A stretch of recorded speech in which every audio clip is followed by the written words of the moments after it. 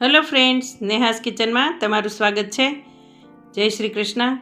તો ચાલો આપણે આજે ચૂરમાના લડ્ડુ બનાવીએ. તો હેલ્ધી, ટેસ્ટી અને દેશી સ્ટાઇલમાં સરસ રીતે. તો અહીંયા મેં જાડો લોટ લીધેલો છે, 2-2.5 કપ અને 1 કપ રવો લીધેલો છે અને પોણો કપ ચણાનો લોટ લીધેલો છે અને પોણો કપ ઘી ઉમેર્યું છે મોઈન માટે. અને આપણે એને સરસથી મોણ આપી દેવાનું છે આવી રીતે. તો તમે જોઈ શકો છો, મુઠ્ઠી વળે એવું મોણ આપવાનું છે આપણે. અને હવે થોડું એવું ગરમ પાણી લેવાનું છે અને આવી રીતે બધા મુઠિયા વાળી લેવાના છે.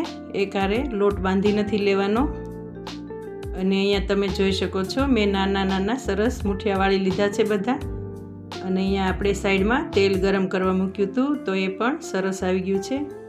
લોટું મીડિયમ ફ્લેમ ઉપર આપણે મુઠિયાને તળવાના છે અને આવા ગોલ્ડન બ્રાઉન કલરના થવા દેવાના છે.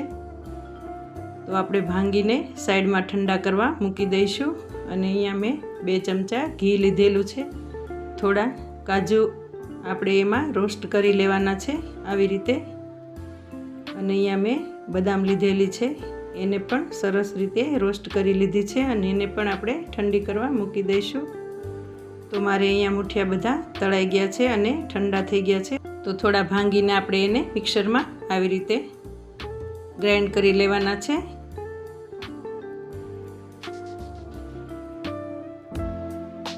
તો આવી રીતે મેં બધો ફાઇન પાવડર કરી અને કાથરોટમાં કાઢી લીધો છે.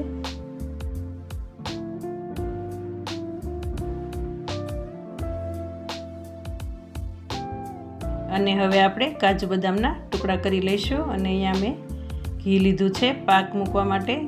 તો અહીંયા આપણે 2 કપ ઘી લીધું છે અને 1.5 કપ ગોળ લીધેલો છે. તો તમે જોઈ શકો છો, એને આપણે સરસ રીતે આવી રીતે ઓગાળી લેવાનો છે. અને આવી રીતે આપણે ફૂલી જાય એટલે ગેસ બંધ કરી અને જે આપણે લાડુનું મિક્સર તૈયાર કર્યું છે એમાં ઉમેરી દેવાનો છે.